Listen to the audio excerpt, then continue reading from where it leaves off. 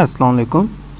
Welcome to the week number 16 or the week number 7 of our online distance learning classes. The topic that we are going to discuss today is helical extension springs, and this is the second last topic of our curriculum. Next week inshallah we'll cover the torsion springs, and that will be the end of our course. And in the next week there will be presentation / CEP question submission and so on. So starting off जी आज का lecture start करते हैं helical extension springs में. Helical extension spring simple जो है हम पहले डिस्कस करते हुए आए हैं कि आप सिंपल जब फोर्स को लगाएंगे तो उसमें एक्सटेंशन या एलोंगेशन क्रिएट होगा. सो इस वजह से इसको हम हेलिकल एक्सटेंशन स्प्रिंग कहते हैं. बाकी इसके जो कह लें कि that is similar to the helical compression spring, but they are loaded in tension instead of compression. ठीक है. इसमें आपके पास क्या होता है कि हमारे पास जो स्प्रिंग्स एक्सटेंशन स्प्रिंग्स होते हैं उनमें लूप या फिर हुक जो है वहाँ बनी होती है. ठीक है. दैट वन इज़ कॉल्ड, ये जो कंप्लीट है ये इसको लूप कहा जाता है, और ये हुक है. ये इस वजह से बनाया जाता है कि आप सिंपली जो है फोर्स अलाउ कर सकें, और आपके पास ये हुक हो गई या फिर लूप हो गया. इसके डिफरेंट रेफरेंसेस आपके पास मौजूद हैं, ये एक स्टैंडर्ड नहीं है.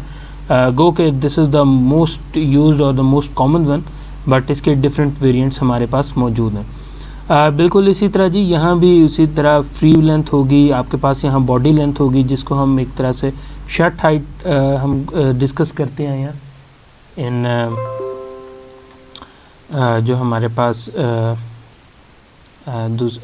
कंप्रेशन स्प्रिंग्स था उसके अंदर. उसके बाद हमारे पास यहाँ हुक लेंथ है सिंपल, जो उसके बाद शुरू हो रही है, फिर लूप लेंथ होगी. इसी तरह यहाँ भी इंटरनल डायमीटर और आउटर डायमीटर बिल्कुल उसी तरह ही होंगे, मीन डायमीटर भी उसी तरह होगा. The standard angle is formed simply by bending the last coil at 90 degree to the coil body. ठीक है. आप देख सकते हैं कि बाकी कॉइल एक तरह से, और ये जो लास्ट कॉइल है उसको बेसिकली 90 डिग्री आपने रोटेट उसे कर दिया. द हुक्स एंड लूप्स में have higher stresses, they normally have higher stresses than the coil body, and these may limit the safety of the design. ये बहुत इंपॉर्टेंट कंसिडरेशन होगी जैसे जैसे हम आगे न्यूमेरिकल की तरफ चलते हैं. ओके. सो वही बात जो हमने पहले की कि हेलिकल जो हमारे पास एक्सटेंशन स्प्रिंग्स हैं, those are similar to the helical compression springs but are loaded in tension. Nomenclature पे आ जाते हैं. All coils in the body are considered active coils, but one coil is typically added to the number of active coils to obtain the body length. यानी कि जो हमारे पास total number of coils होंगी वो आपके पास एक्टिव कॉइल्स प्लस 1 होगी. इसी तरह जो हमारे पास बॉडी लेंथ है उसको हम जो आपके पास टोटल नंबर ऑफ कॉइल्स हैं उसमें आप डायमीटर को मल्टीप्लाई कर देंगे तो हमारे पास लेंथ ऑफ द बॉडी आ जाएगी. इसी तरह जो फ्री लेंथ है that is measured from the inside of one and loop, या फिर हुक के आप एक एंड से जो है हम स्टार्ट करते हैं to the other, end can be varied by changing the end configuration without changing the number of coils. So free length वगैरह जो है यहाँ डिस्कस किया जा रहा है कि आपके पास वेरी हो सकती है. ठीक है. Since bye changing the end configuration, यानी कि जो हमारे पास सिंपल एंड पे आपके पास हुक है लूप है उसका जो है आपने लाजमी अगर वन एंड से मेजर करना है. सो अगर उसकी कन्फिग्रेशन है उसकी आप क्या लेंगे शेप वगैरह चेंज कर दें, तो उससे हमारे पास ये फ्री लेंथ जो है वो वेरी कर सकती है. यहाँ से दोबारा देख लेते हैं जी फ्री लेंथ. अब आई थिंक यहाँ से अब आपको क्लैरिटी भी हो गई होगी कि क्या what does it mean basically by changing by varying the hook to और the loop to get the free length. Okay. उसके बाद डिस्कस कर लेते हैं यहाँ इसके एक्सटेंशन स्प्रिंग के जो फोर्स और डिफ्लेक्शन का फिनोमेना है. देखें हमारे पास जो एक्सटेंशन स्प्रिंग है इसमें आपके पास जो कॉइल्स होती हैं वो they are bounded tightly together, और लाजमी आता है इसकी वजह से एक ट्विस्ट भी उसमें क्रिएट होता है. लाजमी जब ट्विस्ट क्रिएट हो रहा है सो सॉर्ट ऑफ एक प्री लोड में ऑलरेडी ये आपके पास होती है, और यानी कि आपको एक मिनिमम फोर्स जो है आपको वो अप्लाई करनी पड़ेगी to overcome this preload और फिर डिफ्लेक्शन स्टार्ट हो सके. सो अगर हमने वो पैरामीटर एफ आई हमने फाइंड आउट करना है, जो कि आप कह लें कि बेसिकली जो शुरू में हमारे पास ये डिफ्लेक्शन होगी, ये थोड़ी सॉर्ट ऑफ एक कर्वेचर में होगी ड्यू टू द प्रीलोड, और उस फोर्स को ओवरकम करने के बाद ये लीनियर है। सो जिस इंस्टेंट पे वो लीनियर में कन्वर्ट हो रहा है, आप उस इंस्टेंट पे आप एफ आई या प्रीलोड आप फोर्स फाइंड आउट कर लेते हैं, और इस तरह जो है हम यहाँ फाइंड आउट कर सकते हैं कि जी ये प्रीलोड फोर्स जो है रिस्पेक्टिव स्प्रिंग के लिए होगी। बेसिकली तो हमने यहाँ जिस तरह इंटरपोलेशन होती है उस तरह एक्स्ट्रापोलेशन होती है, बेसिकली एक्स्ट्रापोलेशन है फोर्स डिफ्लेक्शन कर्व की। स्प्रिंग इंडेक्स यहाँ भी 4 to 12 वेरी करेगा। उसके बाद चूँकि प्रीलोड की हमने बात की, अब प्रीलोड जो है ऐसे नहीं है कि हमने जो ट्विस्ट और वो हम सारा कुछ कर रहे हैं सो बिल्कुल आउट ऑफ कंट्रोल है या ट्रेंडम होगा। हम प्रीलोड को हम कह लें कि कंट्रोल कर सकते हैं कि कितना प्रीलोड एक रिस्पेक्टिव स्प्रिंग्स में होगा। वो हम कैसे कर सकते हैं? The preload can be control to some degree by manufacturing process and should be design to keep the initial coil stress within the preferred range. जो हमारे पास ये प्रेफर्ड रेंज जो आपको यहाँ पिंक से कलर शेडेड कलर में नज़र आ रहा है, और इसमें दो लिमिटेशन है। जो अपर कर्व है उसके लिए हमारे पास ये कर्व है, बेसिकली ये इक्वेशन है इसकी कर्व की, और जो सेकंड कर्व है उसकी ये इक्वेशन है। इस तरह की इक्वेशंस हम सिंपली अगर आपके पास बहुत ज़्यादा डाटा हो और आप सिंपल इसे एक्सेल में पुट करें सो वो भी आपको ऑटोमेटिकली आपको इक्वेशन बना देता है, सो वहाँ से भी यूटिलाइज़ किया जा सकता है डाटा। ओके, इसी तरह जो वैल्यूज़ आउटसाइड कह लें कि इस प्रेफर्ड रेंज की हैं वो पॉसिबल हैं spring, but they are difficult to manufacture. इस वजह से हम इन पे प्रेफर्ड रेंज में ही रहते हैं। The average of two values, हम इन दोनों पॉइंट्स की जो टॉर्क होगी इनके मीन लेंगे और मीन को लेके हम अपनी इनिशियल आइट्रेशन स्टार्ट करेंगे जब हम कैलकुलेशन करेंगे। इसी तरह कॉइल डिफ्लेक्शन अगर हमने फाइंड आउट करनी है वो उसके लिए इक्वेशन बिल्कुल वही है जो कि हमने कंप्रेशन स्प्रिंग के लिए यूज़ की थी, और जो स्ट्रेसेस वगैरह के लिए फार्मूलाज होंगे वो भी तकरीबन लगभग वही है। कुछ चीज़ें अडप होंगी वो भी हम डिस्कस कर लेते हैं। ओके जी, अब एक इम्पॉर्टेंट कॉन्सेप्ट आएगा जो कि हमारे पास एंड स्ट्रेसेस का है। देखें, हमने थोड़ा सा पहले अभी बात की कि हमारे पास जो एंड होंगी या हुक है या फिर लूप है वहाँ आपको जेनेरिकली ज़्यादा स्ट्रेसेस आपको देखने को मिल सकती हैं। सो सबसे पहले आपके पास ये कह लें कि हम यहाँ बात कर रहे हैं, आपके पास ये एक लूप है और इसकी बात कर रहे हैं कि सिंपल कॉइल की आपके पास वाइंडिंग आ रही है, ठीक है, और यहाँ से जैसे ही कह लें कि अब ये हुक है सॉर्ट ऑफ थोड़ा सा आगे होगी तो लूप बन जाएगा। सो जैसे ही ये पॉइंट शुरू हो रहा है सो यहाँ एक पॉइंट ए है जिसके ऊपर आपको मैक्सिमम बेंडिंग स्ट्रेस आपको देखने को मिलेगा, ठीक है। द स्टैंडर्ड हुक्स और loop have two locations of high stresses, ठीक है। फर्स्ट वन जो है हमारे पास ये है the bending stress in hook और loop at point A since the end is loaded as a curve beam. हम ये कंसिडर करते हैं कि आपके पास ये एक बेसिकली कर्व बीम का केस है जो कि हुक है या फिर लूप है वो हमारे पास जो है होगी, और इसमें जो रेडियस हम लेंगे R1 that is the mean loop radius, जो हमारे पास लूप का आउटसाइड और इनसाइड डायमीटर है उससे हम मीन निकालेंगे और उसको फाइंड आउट करेंगे। और ये हमारे पास ये जो पॉइंट ए है इसको हम कहेंगे कि यहाँ आपके पास जो है ये मैक्सिमम स्ट्रेस अप्लाई हो रही होगी। इसी तरह ये तो आप देख रहे हैं एक एंगल से, अगर आप इसी को रोटेट करके एक तरह से टॉप व्यू से देखें तो आपको जो ये वाला पार्ट है ये आपको एक स्ट्रेट लाइन नज़र आएगा। जब ये आपको यानी कि साइड से जब इसे देखते हैं तो जब आपको टॉप व्यू नज़र आएगा एक तरह से कुछ इस शेप में, सो यहाँ आपके पास क्या होता है वो इंस्टेंट जहाँ आपके पास एक जो कॉइल है वो आपने 90 डिग्री ट्रांसफॉर्म की है बेसिकली, उस पॉइंट पे जो रेडियस है that is the side bend radius, और जो साइड बेंड रेडियस है वहाँ आपके पास मैक्सिमम टॉर्जन स्ट्रेस अप्लाई हो रहा होगा। इस केस में जो रेडियस है उसको हम R2 से डिनोट करेंगे और इस केस में जो स्प्रिंग इंडेक्स होगा उसको हम C2 से डिनोट करेंगे। इसी तरह जो हमारे पास यहाँ C1 है वो आपके पास यहाँ फर्स्ट केस के लिए जो कि हमने बात की थी बेंडिंग स्ट्रेस के लिए, उस केस में स्प्रिंग कांस्टेंट होगा। KB यहाँ डिस्कस हुआ है जो कि हमारे पास स्ट्रेस कंसंट्रेशन फैक्टर है for bending in curve wire, और इसी तरह KW वॉल फैक्टर यहाँ भी हमारे पास यूज़ हो रहा है सेकंड केस में, चूँकि टॉर्जन का केस है और जो टॉर्जन का केस था वहाँ ही वॉल फैक्टर जो है यूज़ हो रहा था। ओके, सो इसके अलावा जो ये डिस्कशन हमने की है इसमें आई थिंक ऐसा कोई चीज़ नहीं है जो कि हमने यहाँ मिस की हो। एज़ पर आवर बुक हमने तमाम चीज़ें इसमें कवर कर ली हैं।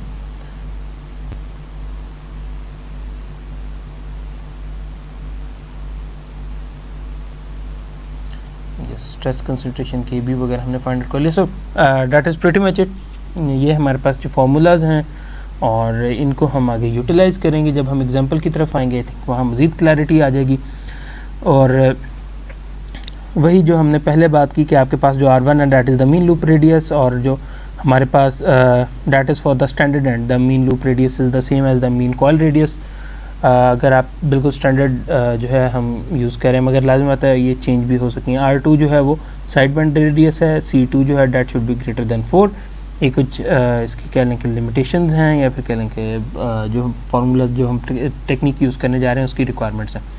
उसके बाद सर्जिंग का सर्जिंग से पहले बकलिंग का डिस्कस कर लेते हैं। एक्सटेंशन स्प्रिंग्स में बकलिंग का कोई फिनोमेना अकर नहीं होता, इसलिए बकलिंग का यहाँ कोई डर नहीं है। हाँ, मगर सर्जिंग अगर हो सकती है और इस वजह से यहाँ सर्जिंग को हमने डिस्कस किया है। The natural frequency of a helical extension spring with both end fixed against the axial deflection is the same as for the helical spring in compression.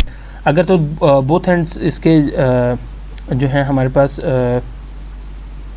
कह फिक्स्ड है, सो उस केस में तो ये आपके पास सिंपल जो है जो हमारे पास कह लें कि हेलिकल स्प्रिंग जो कंप्रेशन के लिए हमने फाइंड आउट किया था उसके लिए था।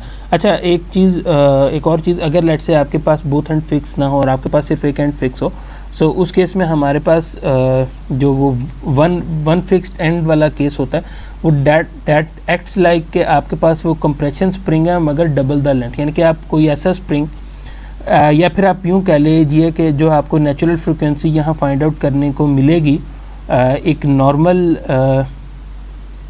एक्सटेंशन स्प्रिंग की, और एक उसी का एक रेप्लिका आप कंप्रेशन स्प्रिंग में बनाएं, मगर उसकी बल्कि एक्सटेंशन स्प्रिंग है कि कंप्रेशन स्प्रिंग की बात ही कर लेते हैं।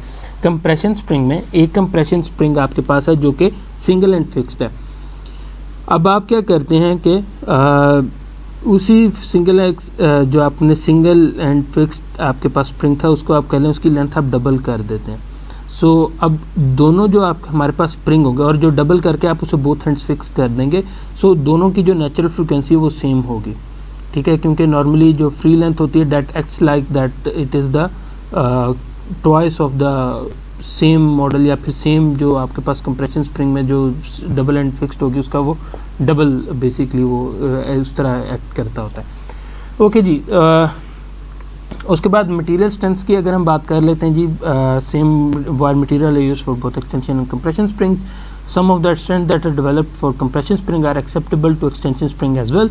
कुछ ये हमारे पास टेबल है जहां हमारे पास स्टैटिक यील्डिंग है, उसके बाद यानी कि स्टैटिक यील्डिंग आपके पास टॉर्शन में और बेंडिंग में, उसकी परसेंटेजेस यहाँ गिवन है बॉडी के लिए भी और एंड के लिए भी, कि हमारे पास एंड पे हमने क्या टॉर्शन वगैरह लेके चलना है और बॉडी के लिए क्या लेके चलना है। और आप यहाँ से देख सकते हैं कि जो एंड वाला पार्ट है that is less than the body part, क्योंकि हम ये डिस्कस कर सकें कि जो आपके पास एंड है वहाँ आपको मैक्सिमम फोर्स जो है एक्ट आपकी करती है। ओके, उसके बाद हमारे पास जो टॉर्जन स्ट्रेंथ हैं वो भी हमने डिस्कस की है। हमारे पास जो टेबल है डैट इज़ फॉर द हमारे पास सिंपल जो फटीग हमने फाइंड आउट करनी थी, फटीग लाइफ। ठीक है, सो ये उस केस में है आपके पास यहाँ भी हमारे पास कह लें कि बॉडी के लिए भी और एंड के लिए भी, दोनों के लिए डिफरेंट आपके पास यहाँ मौजूद है। Yes, torsional and bending fatigue strength SFW and SFWB, B for bending and SFW for torsion simple. अब चूँकि अगर जो है हमें एंड्योरेंस लिमिट वगैरह वाला और तमाम कॉन्सेप्ट भी यूज़ करने पड़ेंगे अगर ये हमारे पास टॉर्जन वगैरह हम अप्लाई कर रहे हैं। सो हम ये जो डाटा है इसको बिल्कुल उसी तरह हम फुली रिवर्स वैल्यू में चेंज करेंगे, जो एक फार्मूला हमने कवर अप किया था इन कंप्रेशन स्प्रिंग, ताकि हम गुडमैन फैक्टर ऑफ सेफ्टी और गुडमैन कर्व वगैरह इस्तेमाल कर सकें। उसके बाद डिज़ाइन प्रोसीजर बिल्कुल उसी तरह ही है। The design procedure for extension spring is similar to compression spring but with additional complication at the end details. assumption must be made for higher for sufficient design parameters to allow a trial computation. उसके यानी कि necessary assumptions हमें लेनी पड़ेंगी इस case में. The assumed values are adjusted on the basis of result and design iterated to an acceptable solution. Hit and trial method है. Assume a spring index, a y diameter as was done earlier. Okay जी. उसके बाद हम mean coil diameter find out करेंगे और उसके बाद जो है हम कह लें कि जो हम एज्यूम हमने स्प्रिंग इंडेक्स किया होगा, ठीक है, उसको हम इक्वेशंस के साथ यूज़ करके इनिशियल कॉइल वाइंडिंग स्ट्रेसेस वगैरह फाइंड आउट करेंगे. उसके बाद हम प्रीलोड एफआई फाइंड आउट करेंगे. वो तमाम फाइंड आउट करने के बाद हम सेफ्टी फैक्टर्स फाइंड आउट करेंगे और उसके बाद जो है अगर वो एक्सेप्टेबल होगा तो उसके बाद डिफ्लेक्शन है, नंबर ऑफ़ कॉइल्स हम फाइंड आउट करेंगे.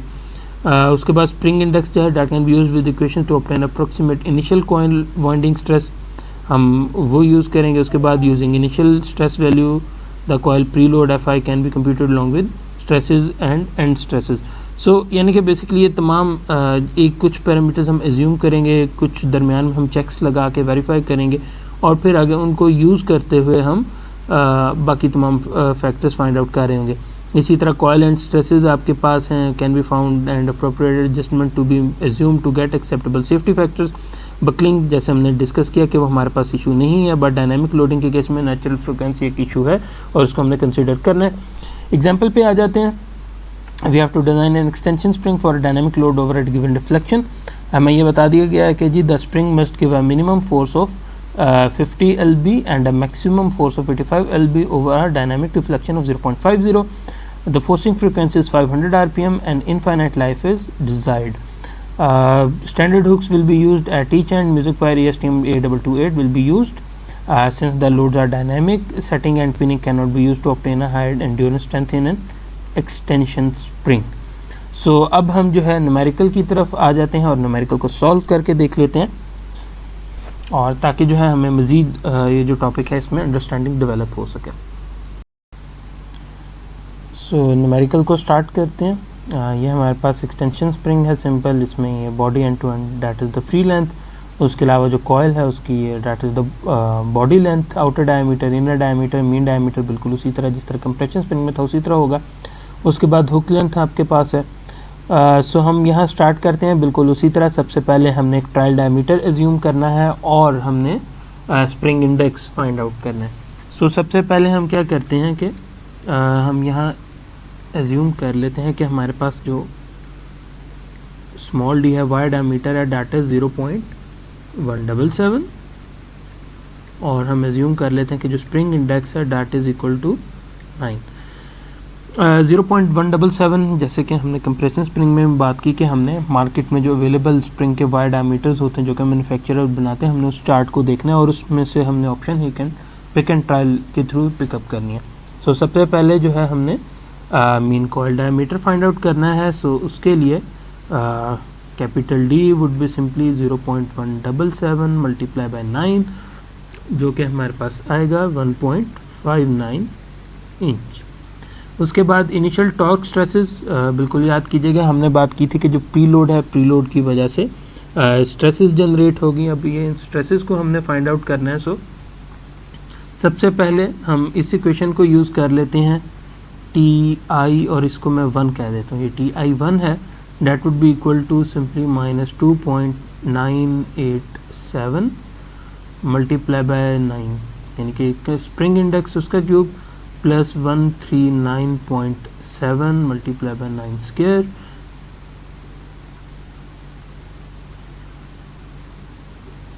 -3427 मल्टीप्लाई बाय 9 प्लस 38404. सो जब ये हम सॉल्व करेंगे ये हमारे पास वैल्यू बनेगी 16699 PSI.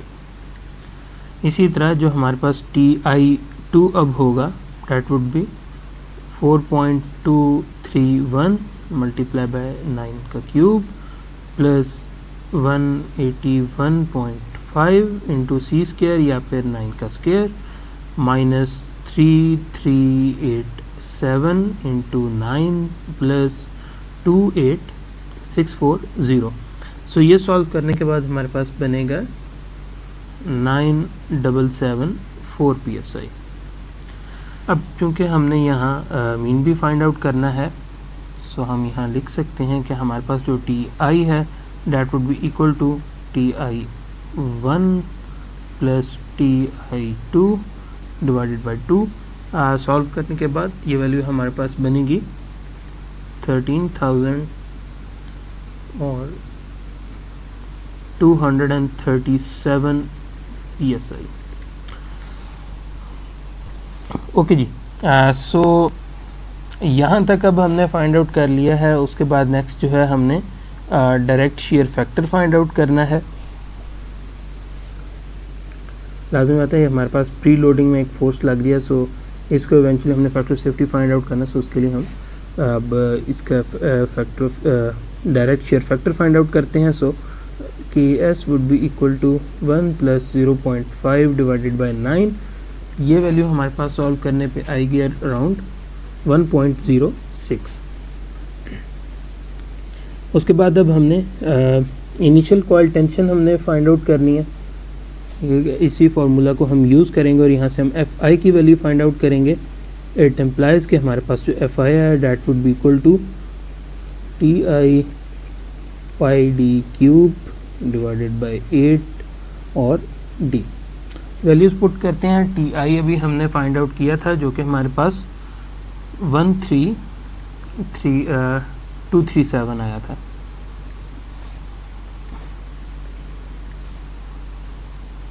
One 3237 multiply by 3.14 multiply by D cube यानी कि 0.177 का cube divided by 8 multiply by 1.59। Okay, यहाँ की SP आना था, सो ये की SP आएगा 1.06।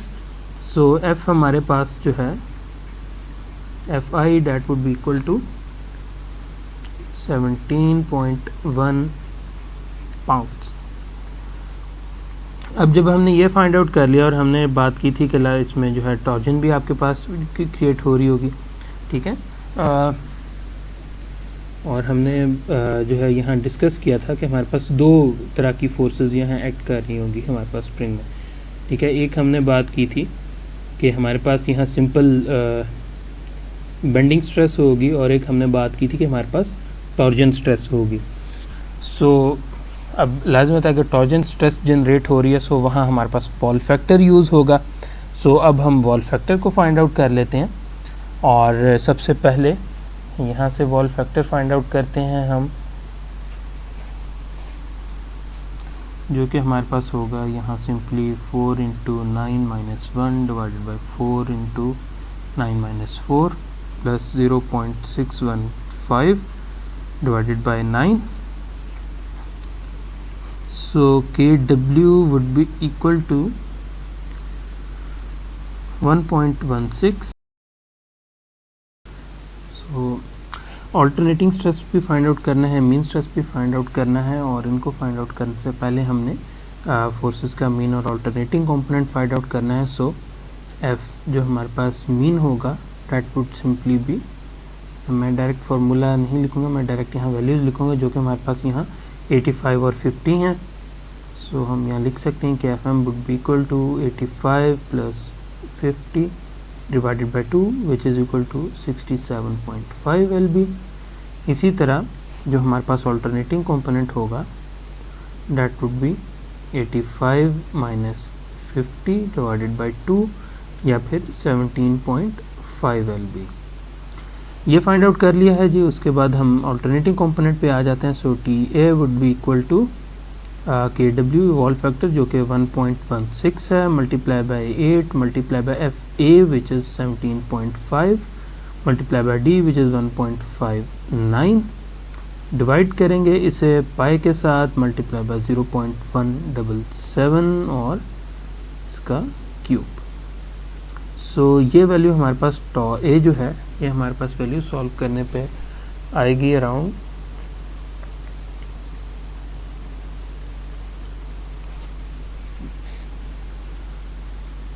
14877 L, sorry, not LP, this is PSI।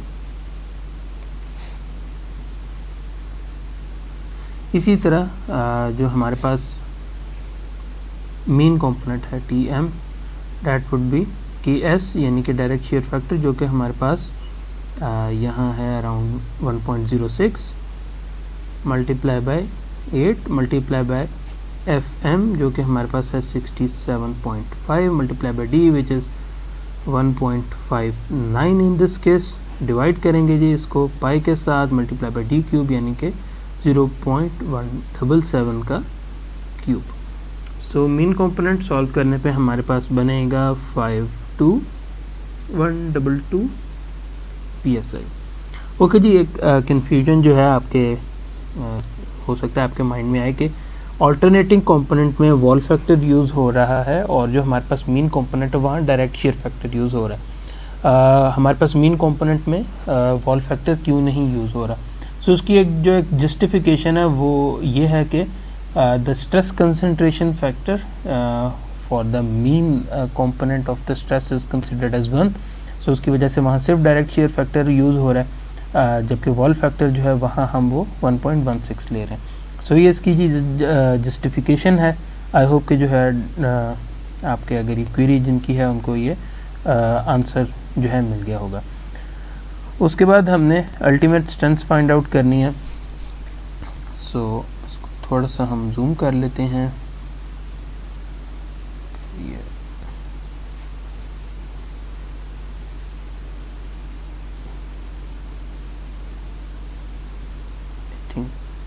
That is okay. सो सबसे पहले जो है हमने okay ultimate tensile strength find out करनी है। ADB से A हमारे पास ये म्यूज़िक वायर 8228 है, ये हमें नोन है। So A here, B here, so that would be around 184,649 multiply by small d which is 0.177 multiply by b which is minus 0.1625। सो ये सॉल्व करने पे हमारे पास बनता है 244,633 PSI। इसी तरह जब हम ये ultimate shear strength find out करने की कोशिश करेंगे, so that would be अच्छा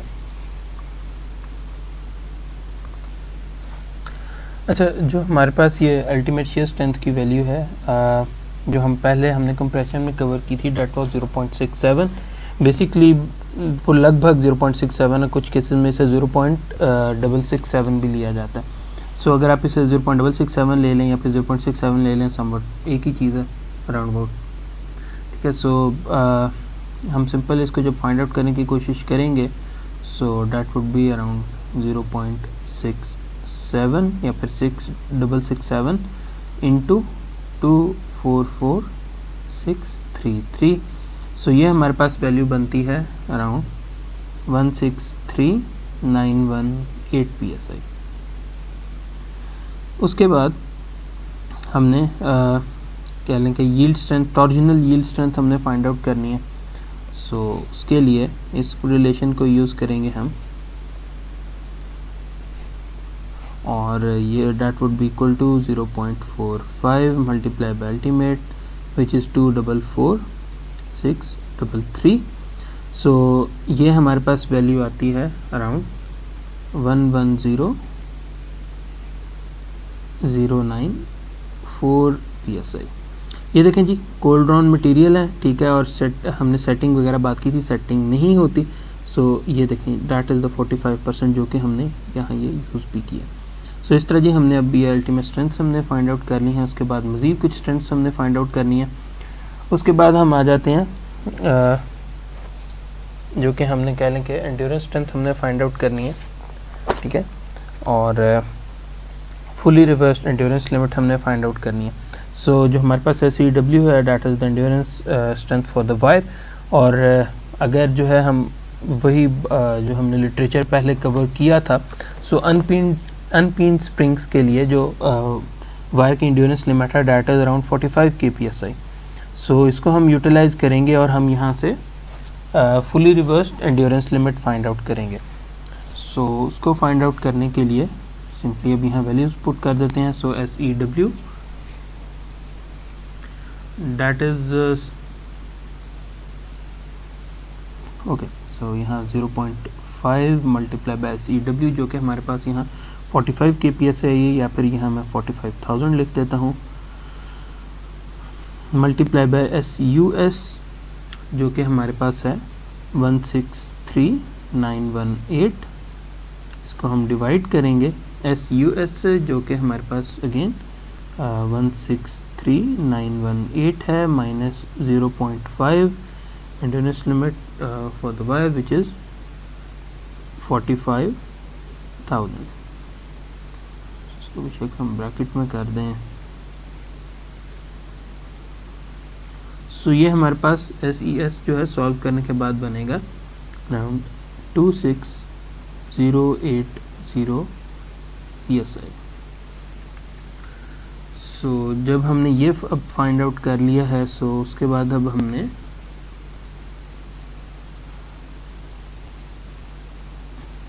फटीग फैक्टर ऑफ सेफ्टी जो है ये हमने फाइंड आउट करना है, और उसके बाद हम आगे फिर चलेंगे और ताकि हम जो है फाइंड आउट कर सकें रिक्वायर्ड जो कि हमें factor of safety find out करना है। सो सबसे पहले जी C1 अगर हमने फाइंड आउट करना है, सो उसके लिए हमारे पास यहाँ अगर 2R1 होना चाहिए, मगर हमने बात की थी अगर स्टैंडर्ड है सो जो मीन कॉइल डायमीटर होगा वही आपके पास जो है उसके इसमें यहाँ कह रहे हैं कि हमारे पास यहाँ सिंपल जो रेडियस है that would be equal to the mean diameter. So इस वजह से हम यहाँ सिंपली पुट कर देते हैं 2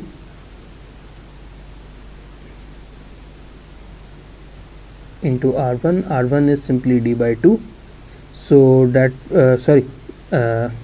the mean radius is equal to the R1, not the diameter, so that would simply be 2 multiplied by d जो कि हमारे पास है 1.59 in our case,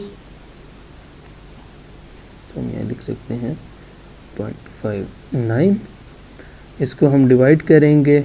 अब यहाँ लाजमत है ये आपके पास d है, सो सॉरी R1 था, सो d by 2 हुआ, सो 2 यहाँ भी आ जाएगा, सो 2 मल्टीप्लाई बाय 0.177, सो ये 2 से कैंसिल आउट हो जाएगा, वही स्प्रिंग इंडेक्स आपके पास यहाँ 9 आ जाएगा। ओके जी, इसी तरह अब हमने फटीग सेफ्टी फैक्टर जो है अगर हम जो स्ट्रेस फैक्टर हम वो फाइंड आउट करने की कोशिश करते हैं which is KB, so that would be equal to 4C1 square यानी कि 4 into 9 square minus 9 minus 1 divided by 4 into 9 minus 1। So ये सॉल्व करने पे हमारे पास बनेगा 1.09। अब हमने चूँकि इस तमाम फैक्टर्स वगैरह भी फाइंड आउट कर लिए हैं, और सो इसके बाद जो है हम यहाँ ओके, सो उससे पहले जो है हम यहाँ टॉर्जनल एंड्योरेंस स्ट्रेंथ जो हमने फाइंड आउट की थी उसको जो है हम कन्वर्ट कर देते हैं टेंसाइल एंड्योरेंस स्ट्रेंथ। सो वो सिंपली आपके पास जो है 0.67 से जो है हमने से डिवाइड कर देना है, so that would be equal to 26080 divided by 0.67, that would be equal to 38925 psi। ये जो हमने स्टेप किया है ये चले मैं अभी आपको बता देता हूँ, ये बेसिकली हमारे पास यूज़ हो रहा होगा यहाँ रिलेशन में जो कि हमने यहाँ ये फाइंड आउट करना है। जब फैक्टर ऑफ सेफ्टी हमने फाइंड आउट करना, और ये फैक्टर ऑफ सेफ्टी हमारे पास जो गुडमैन कर्व हमने डिस्कस की थी, जो कर्व रिलेशन बना था बेसिकली उसकी ये इक्वेशन है। सो यहाँ यूटिलाइज़ करना था जिसकी वजह से हमने उसको कन्वर्ट किया और वहाँ हमने पहले फाइंड आउट कर लिया। उसके बाद जी नेक्स्ट अब हमने स्ट्रेसेस फाइंड आउट करनी है। सबसे पहले अल्टरनेटिंग कंपोनेंट पे आ जाते हैं। सो के बी हमारे पास था 1.09 multiply by 16 multiply by capital D which is 1.59 multiply by F A जो कि हमारे पास 17.5 थी।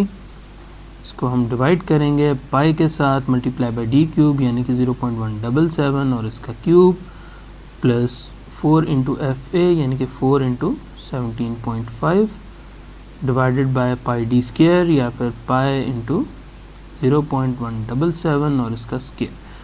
सो हमारे पास जो सिग्मा ए है that would be equal to 28626 psi। सो ये एक फैक्टर हमने फाइंड आउट किया है। उसके बाद अब हम मीन कंपोनेंट पे आ जाते हैं और जो मीन कंपोनेंट अब हमने फाइंड आउट करना है सो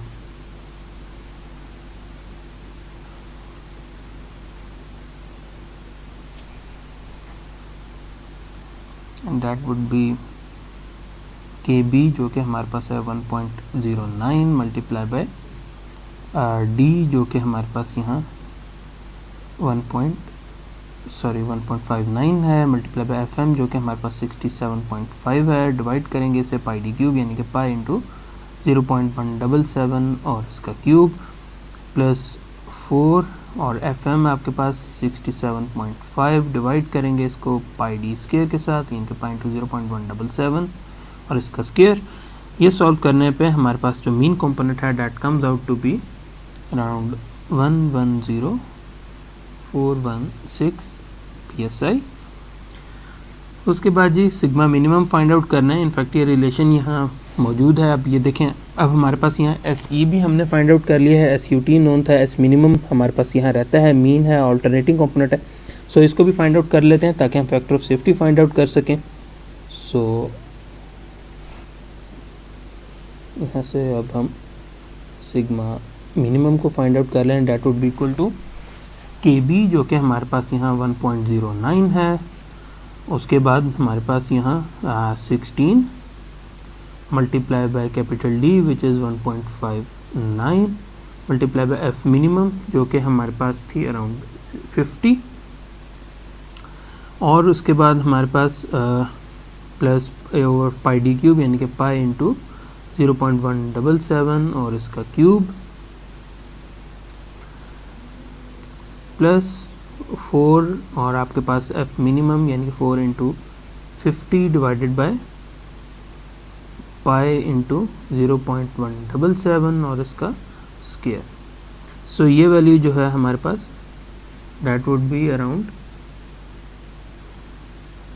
81790 psi।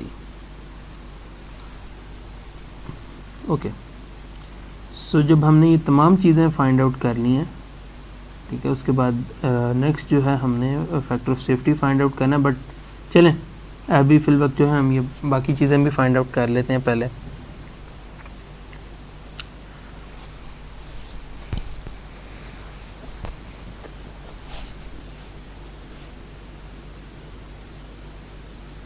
बल्कि आई थिंक यहाँ फाइंड आउट करते हुए चलते हैं। सो सबसे पहले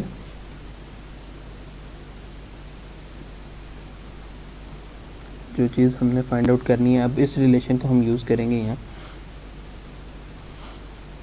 सो N F B would be equal to S E जो कि हमने फाइंड आउट किया पहले 38925 इंटू एस यू टी जो कि हमारे पास थी अराउंड 633 माइनस उसके बाद सिग्मा मिनिमम जो कि अभी हमने फाइंड आउट की 81790 डिवाइड करेंगे इसको एस ई नीचे आएगा डिनोमिनेटर में जो कि हमारे पास है 38925। उसके बाद हमारे पास सिग्मा मिनिमम मीन है, मीन कंपोनेंट हमने अभी ये फाइंड आउट किया 110416 माइनस सिग्मा मिनिमम जो कि हमारे पास है 81790 और ये सब्ट्रैक्ट आपके सॉरी इसमें एडअप हो रहा होगा SUT जो कि हमारे पास है 2444633 और ये मल्टीप्लाई हो रहा होगा अल्टरनेटिंग कंपोनेंट के साथ स्ट्रेस के जो कि हमारे पास है 28626।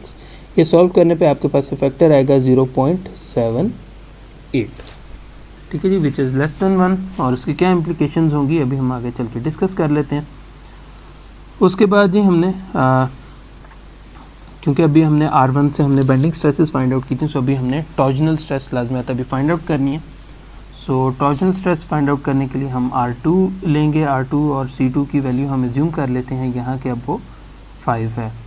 सो अब R2 जो है, अगर हमने C2 हमने वैल्यू एज्यूम की है कि वो 5 है, so R2 would be equal to C2 यानी कि 5 multiply by D which is 0.177 divided by 2।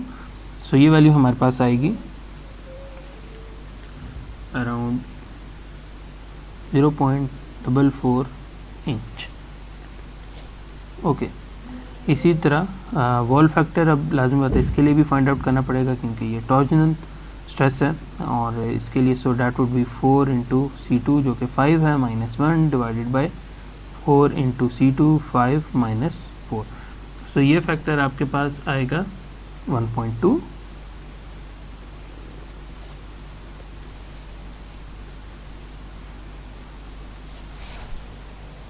और इसके बाद जो है हमने यानी कि पॉइंट बी जो हमारे पास है जिस पर टॉर्जन स्ट्रेस अप्लाई हो रही है उसके हमने अल्टरनेटिंग कंपोनेंट हमने शियर स्ट्रेस का फाइंड आउट करना है। So that would B KW2 यानी कि 1.2 सॉरी यहाँ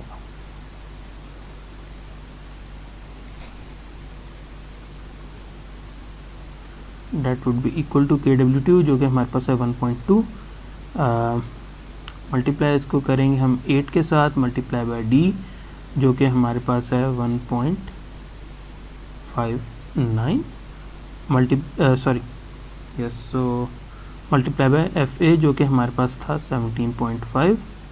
इसको हम डिवाइड करेंगे पाई के साथ और D क्यूब यानी कि 0.177 और इसका क्यूब। ये सॉल्व करने पे हमारे पास आएगा अराउंड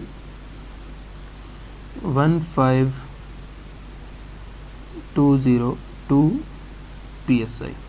इसी तरह जो हमारे पास मीन कंपोनेंट है TBM, ये हमारे पास वैल्यू मैं सिर्फ यहाँ वैल्यू इसकी लिखूँगा जो कि हमारे पास आएगी अराउंड 58637 PSI।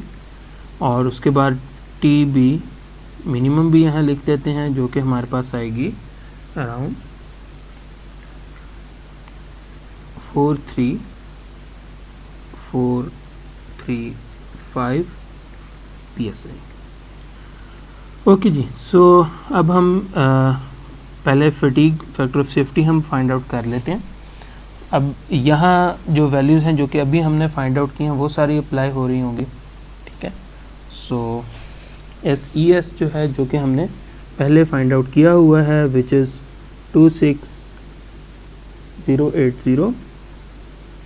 SUS जो है वो भी हमने फाइंड आउट पहले का किया हुआ है 163918 माइनस T मिनिमम जो कि अभी हमने फाइंड आउट किया है at point B which is 43435। इसको हम डिवाइड करेंगे SES से जो कि हमारे पास है 26080। TM है मीन कंपोनेंट जो कि हमने भी फाइंड आउट किया था 58637 है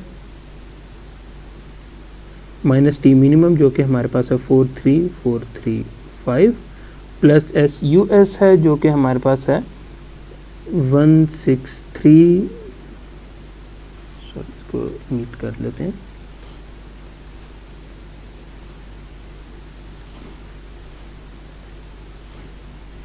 163918 और ये आपके पास जो है मल्टीप्लाई हो रहा होगा TA के साथ जो कि है 15202। सो जब आप इसको सॉल्व करेंगे ये आपके पास वैल्यू बनेगी 1.1। सो ये देखें जी, ये हमने वैल्यूज़ फाइंड आउट की और ये हमने फाइंड आउट कर लिया। अच्छा, अभी तक हमने क्या किया एक बार रिवाइज कर लेते हैं। सबसे पहले हमारे पास केस था एक एक्सटेंशन स्प्रिंग और हमने एक्सटेंशन स्प्रिंग हमने डिज़ाइन करना था। सो सबसे पहले हमने ये देखा कि जी हमारे पास मिनिमम फोर्सेस क्या रिक्वायर्ड हैं और हमारे पास डिफ्लेक्शन कितनी है। अभी हम उस पर नहीं आए, फोर्सिंग फ्रीक्वेंसी वगैरह भी उसको भी हमने यूज़ किया। मटेरियल हमें गिवन था, हमने मटेरियल लिया। मटेरियल को स्टार्ट करने के बाद हमने पहले ट्रायल डायमीटर लिया, उसका स्प्रिंग इंडेक्स लिया, मीन डायमीटर फाइंड आउट किया। प्री लोडिंग के लिए उसकी स्ट्रेस की वैल्यू हमने डिफाइन की। उसके बाद लाजमी आता है वो प्री लोडिंग है तो उसकी वजह से स्ट्रेसेस भी जनरेट हो रही हैं, तो हमने डायरेक्ट शेयर फैक्टर हमने फाइंड आउट किया। इनिशियल कॉयल में टेंशन हमने pre loading tension find out की जो कि 17.1 पाउंड आई। उसके बाद उसके बाद जो है हमने फाइंड आउट करने की कोशिश की। लाजमी बात है चूँकि हमारे पास शेयर ट्विस्ट वगैरह भी हमारे पास कॉयल में आ रहा था, तो उस वजह से हमने शेयर की वजह से हमने वॉल फैक्टर फाइंड आउट किया। हमने मीन और अल्टरनेटिंग कंपोनेंट हमने स्ट्रेसेस के फाइंड आउट किए। उसके बाद अल्टीमेट टेंसाइल स्ट्रेंथ हमने फाइंड आउट की। उसके बाद अल्टीमेट शियर स्ट्रेंथ थी। उसके अलावा हमने टॉर्जनल जो हमारे पास यील्ड स्ट्रेंथ थी हमने उसको भी फाइंड आउट किया। और उसके बाद हमने एंड्योरेंस लिमिट फाइंड आउट की फॉर द वायर और फुली रिवर्स एंड्योरेंस लिमिट भी फाइंड आउट की। इन सारी एंड्योरेंसेस का फाइंड आउट करने का मकसद हमारे पास ये था कि इवेंचुअली हम जो हमारे पास हुक है और जो हुक है या लूप है, चूँकि उस पर स्ट्रेसेस मैक्सिमम होती हैं, सो हम उसको फाइंड आउट कर सकें कि आया जो है वो बेंडिंग के केस में या इवेंचुअली बाद में टॉर्जन के केस में क्या वो सस्टेन कर पाएगा स्प्रिंग के नहीं। सो सबसे पहला जो हमारे पास केस था वो हमने टॉर्जन के लिए हमने स्टार्ट किया। Sorry not for the torsion, सबसे पहले हमने बेंडिंग का केस हमने कवर अप किया। और बेंडिंग के केस में हमने क्या किया कि तमाम जो हमारे पास स्ट्रेसेस थी वो हमने फाइंड आउट की। जब हमने ये तमाम स्ट्रेसेस फाइंड आउट कर लें उसके बाद हमने जो फैक्टर ऑफ सेफ्टी था फॉर बेंडिंग, ये रिलेशन जो कि हमारे पास गुडमैन कर्व से आ रहा है, उसमें हमने ये तमाम वैल्यूज़ हमने पुटअप की। जब हमने ये तमाम वैल्यूज़ इसमें पुटअप की जो कि हमने यहाँ किया है, सो वो हमारे पास फैक्टर ऑफ सेफ्टी आया 0.78। ये तो था एक केस। उसके बाद हमारे पास जो सेकंड जो फिनोमेना कर हो रहा था वो हमारे पास टॉर्जन का हो रहा था। सो उसके बाद हमने टॉर्जन के लिए अप्लाई किया। यहाँ एक चीज़ जो है डिस्कस दोबारा करना ज़रूरी है कि आपके पास जो हमारे पास सिंपल जो बेंडिंग का केस है, बेंडिंग के केस में जो हमारे पास R1 जनरेट हो रहा होता है, अगर तो स्टैंडर्ड कन्फिग्रेशन है हमारे पास स्प्रिंग की, so that is equal to the radius of the wire. जो हमारे पास मीन जो स्प्रिंग का मीन रेडियस होगा उसके इक्वल होगा। सो उस रिलेशन को हमने यहाँ यूटिलाइज़ किया था। बट जो हमारे पास टॉर्जन का केस है उसमें वो R2 डिफरेंट होता है। सो उस केस में हमने नया स्प्रिंग इंडेक्स एज्यूम किया बिटवीन 4 to 14 और हमने एज्यूम किया कि लेट से वो 5 है। सो उसको एज्यूम करने के बाद हमने R2 फाइंड आउट किया। उसके बाद हमने वॉल फैक्टर लाजमी बात अब नया फाइंड आउट होगा वो फाइंड आउट किया।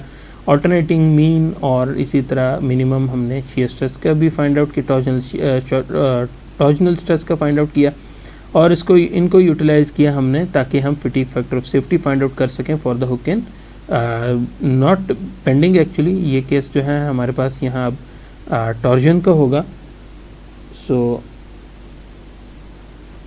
यहाँ से जो है हमारे पास ये 1.1 आ गया। उसके बाद ये नेक्स्ट एक इम्पॉर्टेंट हमारे पास जो डिस्कशन का टॉपिक है that is the two sort out के जो है अब हमारे पास चूँकि फैक्टर ऑफ सेफ्टी अगर हम देखें एक केस में हमारे पास लेस देन 1 आ रहा है, दस द डिज़ाइन इज़ अनएक्सेप्टेबल।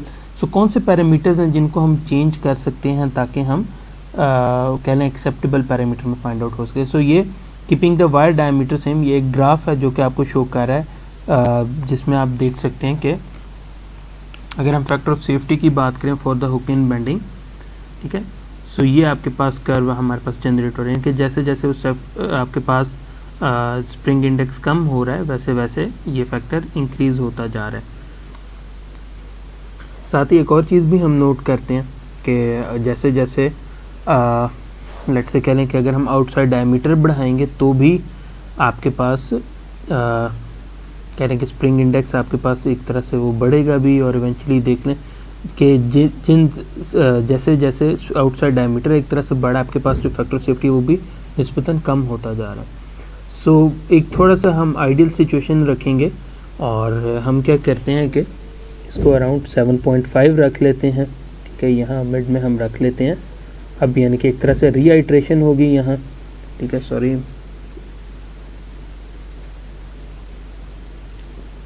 इसको हम यहाँ से लाइन ड्रॉ कर लेते हैं।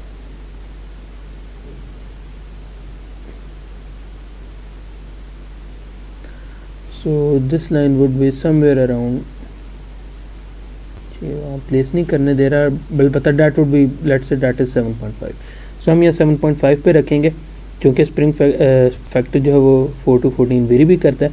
ओके, सो अब हम रीआइट्रेशन करते हैं। रीआइट्रेशन करके हमने स्प्रिंग इंडेक्स को 9 से रिड्यूस कर दिया 7.5 पे, और जो वायर डायमीटर है वो हमने इंक्रीज़ कर दिया to 0.0192 inch, while keeping the other parameter same. ठीक है, सो इससे हमारे पास क्या होगा कि जो हमारे पास फैक्टर ऑफ सेफ्टी है इन बेंडिंग वो हमारे पास इंक्रीज़ हो जाएगा 1.2 पे, और जो हमारे पास कह लें कि फैक्टर ऑफ सेफ्टी है हमारे पास इन द शेयरिंग या फिर टॉर्जन वो हमारे पास जो है 1.7 आ जाएगा।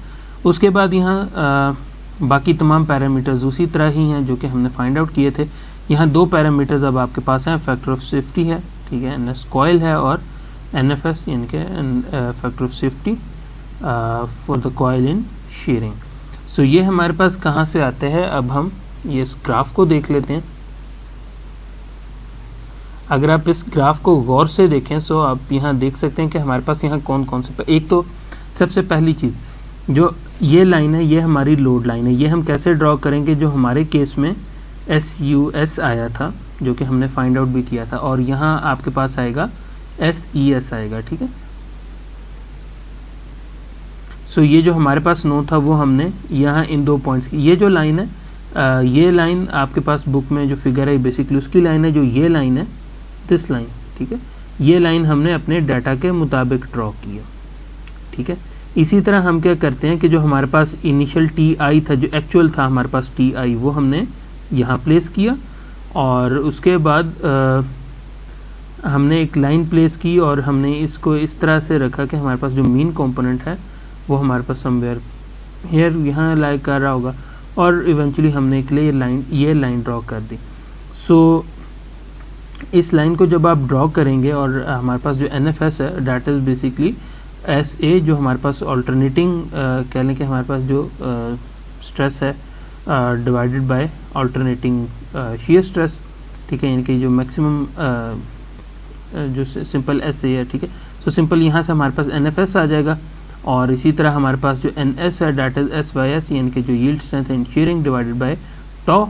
सो यहाँ से जो है हम उसको फाइंड आउट कर लेंगे, जो कि हमारे पास टॉ यहाँ जो एक्चुअल हमारे पास है मीन वो यूज़ हो रहा होगा।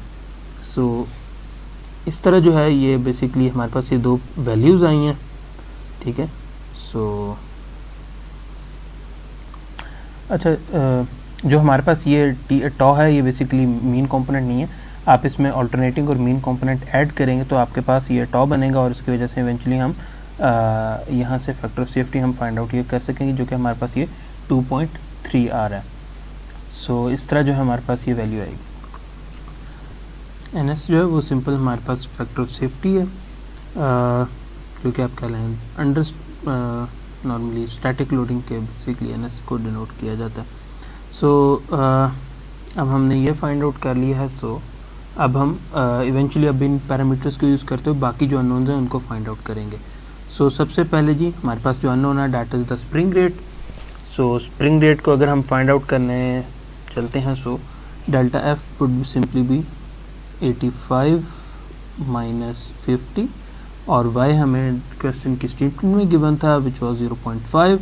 सो ये हमारे पास बनता है 70 पर इंच। इसी तरह एक्टिव नंबर ऑफ कॉइल हमने फाइंड आउट करनी है। So that would be equal to now 0.192, क्योंकि हमने वो डाटा जो ऊपर हमने डिस्कस किया वैल्यूज चेंज किए हैं, multiply by G which is 11.5 into 10⁻6, divide करेंगे जी 8 के साथ। कैपिटल D जो है अब हमारे पास है 1.44, मल्टीप्लाई करेंगे इसको 70 के क्यूब के साथ। सो ये वैल्यू हमारे पास NA हमारे पास बनेगा 9.35। अगर हम 9.35 की बात करें और देखें इसका क्लोजेस्ट 1/4 कौन सा है, क्लोजेस्ट 1/4 दो ऑप्शंस हैं, या तो 9.25 हो सकता है या 9.5 हो सकता है। अगर हम 9.5 को देखें सो डिस्टेंस जो गैप है वो 0.15 का, मगर अगर हम यही 9.25 के साथ देखें तो जो गैप है वो हमारे पास है 0.1 का।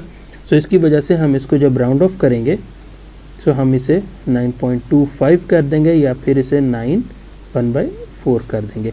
जब आप इसे 9/1/4 करेंगे सो जो हमारे पास k की वैल्यू है वो थोड़ी सी स्लाइटली इंक्रीज होगी टू 70.7 LB पर इंच, पाउंड्स पर inch.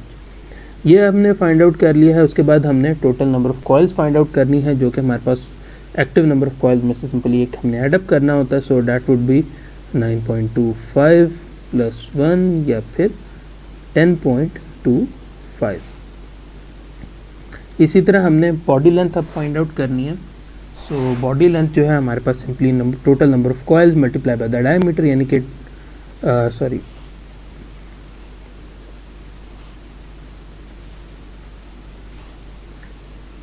10.25 multiply by d which is 0.192 now. So ये वैल्यू हमारे पास आएगी 1.97 इंच। ठीक है जी। और इसी तरह जो हमारे पास फ्री लेंथ है that would be equal to LB, जो कि हमारे पास बॉडी लेंथ है, जो कि हमारे पास है 1.97 plus length of the hook. जो हमारे पास लेंथ ऑफ द हुक है, अगर तो हमारे पास वो स्टैंडर्ड हुक है, so the length of a standard hook is equal to the coil inside diameter. So इसका मतलब है कि ये 2 मल्टीप्लाई बाय इनसाइड डायमीटर अगर हमने अब फाइंड आउट करना है, so that would be equal to, जो कि हम चलें यहाँ फाइंड आउट कर लेते हैं। So capital DI would be equal to capital D minus small d, या फिर ये हमारे पास बनता है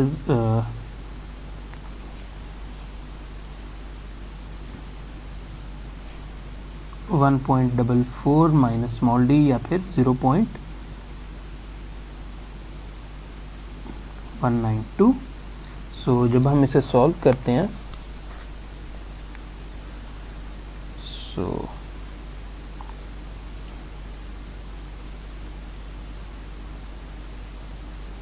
ये हमारे पास बनता है 1.248, या फिर हम इसे राउंड ऑफ कर देते हैं और कह देते हैं कि जी that is equal to 1.25। So 1.25 अब हमारे पास है, so that would be equal to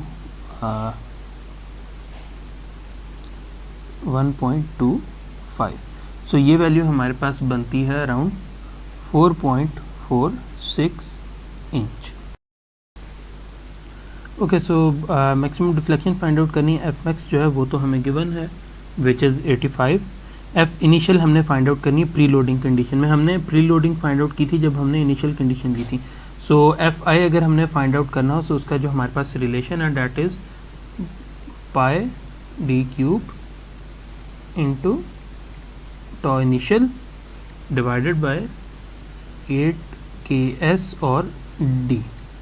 सो अगर हम यहाँ डेटा में देखते हैं सो हमें देखें यहाँ TI भी गिवन है, कैपिटल D भी गिवन है, ठीक है। उसके अलावा स्मॉल d भी हमें नोन है, ठीक है, जो कि यहाँ मेंशन्ड है।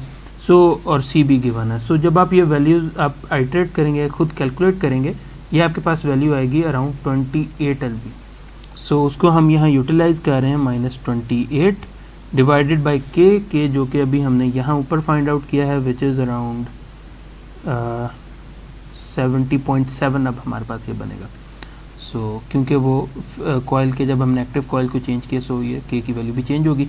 सो ये वैल्यू हमारे पास बनती है अराउंड मैक्सिमम डिफ्लेक्शन 0.81 इंच।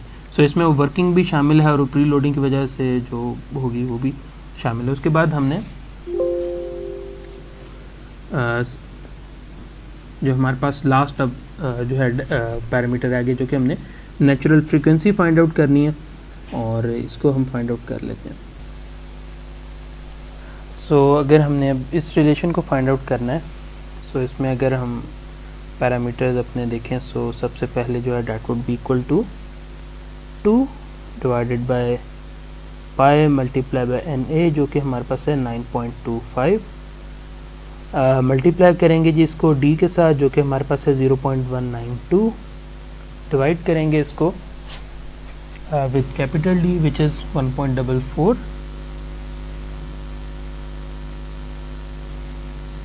का square into square root of G capital G जो कि हमारे पास है 11.5 इंटू 10⁻⁶. स्मॉल g का जो है ये वैल्यू है डैट इज़ 386 और 386 की हमने लास्ट लेक्चर में भी बात की थी कि डैट इज़ बेसिकली 1 मीटर पर second square is equal to 386 inch पर सेकेंड स्क्वायर. सो इस वजह से बेसिकली ये हम ये 386 पुट करें. क्योंकि डिनोमिनेटर में अगर आप देखें तो यहाँ हम वेट डेंसिटी की बात कर रहे हैं और हमने बात की थी कि यहाँ फोर्स आती है बेसिकली, मगर चूँकि हम LB में बात करें जो कि मैस के यूनिट्स हैं, सो इस वजह से हमें ये ऐड करना पड़ता है ताकि किलोग्राम मीटर पर सेकंड स्क्वायर जिस तरह न्यूटन के यूनिट्स होते हैं सो वो यूनिट्स बराबर हो सकें. So G divided by 32 multiply by gamma जो कि हमारे पास 44 होता है ESTM 8228 के लिए. सो ये फ्रिक्वेंसी जो है हमारे पास बनेगी अराउंड 140.6 हर्ट्ज़ या फिर 140 साइकिल पर सेकंड. इसको जब हम 60 से मल्टीप्लाई करेंगे तो हमारे पास RPM आ जाएंगे जो कि हमारे पास हैं 8436 RPM. अब हम क्या करेंगे कि ये जो हमारे पास RPM है 8436 इसको हम डिवाइड करेंगे जो हमें क्वेश्चन के स्टार्ट में यहाँ RPM गिवन थे विच पर अराउंड 500 RPM. सो जब हम इसको 500 से हम डिवाइड करेंगे सो ये वैल्यू हमारे पास बनेगी 16.9. अब ये जो 16.9 की वैल्यू है that is sufficiently high greater than 13 है. सो इसका मतलब है कि ये हमारा डिज़ाइन बिल्कुल सेफ़ है. ओके सो अब हम क्या करते हैं एक बार अपनी न्यूमेरिकल स्लाइड्स को भी देख लेते हैं एक बार, ठीक है, ताकि वहाँ से भी हमें श्योर क्लैरिटी हो जाए. जब आप लोग इसको खुद एक बार करेंगे तो वहाँ आपके लिए आसानी होगी. ओके सो ये हमारे पास न्यूमेरिकल था, इसको हमने सॉल्व करना था. डाटा हमारे पास गिवन था, उसके पहले सबसे पहले हमने ट्रायल डायमीटर फाइंड आउट किया, उसके बाद इसका जो है mean call diameter find out किया, स्प्रिंग इंडेक्स भी हमने अज्यूम किया हुआ था, इनिशियल टॉर्क्स हमने फाइंड आउट की, TI फाइंड आउट किया, उसके बाद direct shear factor find out किया, इनिशियल कॉइल टेंशन वगैरह फाइंड आउट की हमने. उसके बाद हमने वॉल फैक्टर फाइंड आउट किया, अल्टरनेटिंग कंपोनेंट मीन कंपोनेंट था वो कंपोनेंट्स फाइंड आउट किए, अल्टीमेट स्ट्रेंथ हमने फाइंड आउट की. उसके बाद जो है हमने SES फाइंड आउट किया which is fully reverse endurance limit. उसके बाद हमने fatigue factor of safety find out किया. सबसे पहले जो है इनके इवेंचुअली हमने ये फाइंड आउट करना था बट लाजिम है तो उसके सबसे पहले हमने स्प्रिंग इंडेक्स हमने फाइंड आउट किया और जो है हमने फैक्टर से के भी स्ट्रेस फैक्टर फाइंड आउट किया. उसके बाद हमने जो है जो हमारे पास एंड्योरेंस स्ट्रेंथ है जो टॉर्जनल एंड्योरेंस स्ट्रेंथ है उसको हमने कन्वर्ट किया टेंसाइल एंड्योरेंस स्ट्रेंथ में ताकि हम गुडमैन कर्व को यूज़ कर सकें. उसके बाद हमने अल्टरनेटिंग स्ट्रेसेस, मीन स्ट्रेसेस और मिनिमम स्ट्रेसेस हमने फाइंड आउट की for the hook in bending.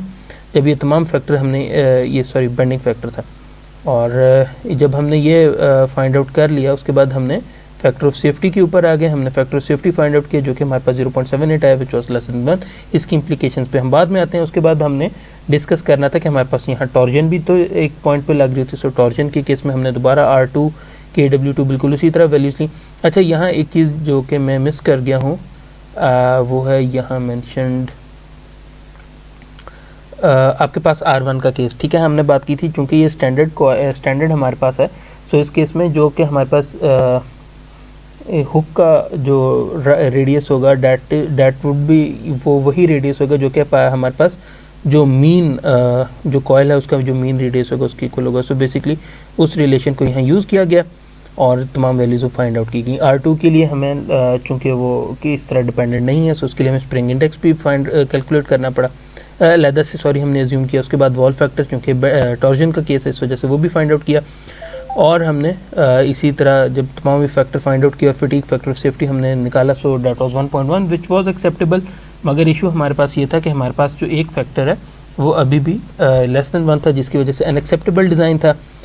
और ये हमने नोट किया कि जैसे जैसे हम स्प्रिंग इंडेक्स जो है हम कम करते जा रहे हैं फैक्टर ऑफ सेफ्टी बढ़ रहा है और जैसे जैसे आउटसाइड डायमीटर हम बढ़ा रहे हैं वैसे वैसे हमारे पास एक तरह से कहने के डायमीटर बढ़ाने से हमारे पास फैक्टर कहने के स्प्रिंग इंडेक्स में इजाफा भी हो रहा था, और एक तरह से हम ये भी देख रहे थे कि वो भी आपके पास कम हो रही थी, यानी कि अगर कंपैरिजन करें फैक्टर ऑफ सेफ्टी से तो वो भी कम हो रही थी। सो उसके बाद हमने हिट एंड ट्रायल की बेसिस पे हमने रीआइट्रेशन की और हमने ये इवेंचुअली फाइंड आउट किया कि 0.0192 इंच पे sorry, not 0.0192, that is basically okay, so sorry, that is in fact 0.0192. so इस पे जो है हमने ये फाइंड आउट किया कि अगर जो है हम ये वैल्यू ले लें सो हमारे पास यहाँ पैरामीटर्स कुछ इस तरह से फॉर्म हो जाते हैं, sorry, that is not 0.0192, that is basically 0.192. सो इसको मैं यहाँ करेक्ट भी कर लेता हूँ साथ ही, और ओके सो उसके बाद जो है जब ये तमाम वैल्यूज़ जो कि हमने बुक से ही हमने लिए और हमने इस फिगर को भी एक्सप्लेन करने की कोशिश की थी जो कि यहाँ आपके पास मौजूद है।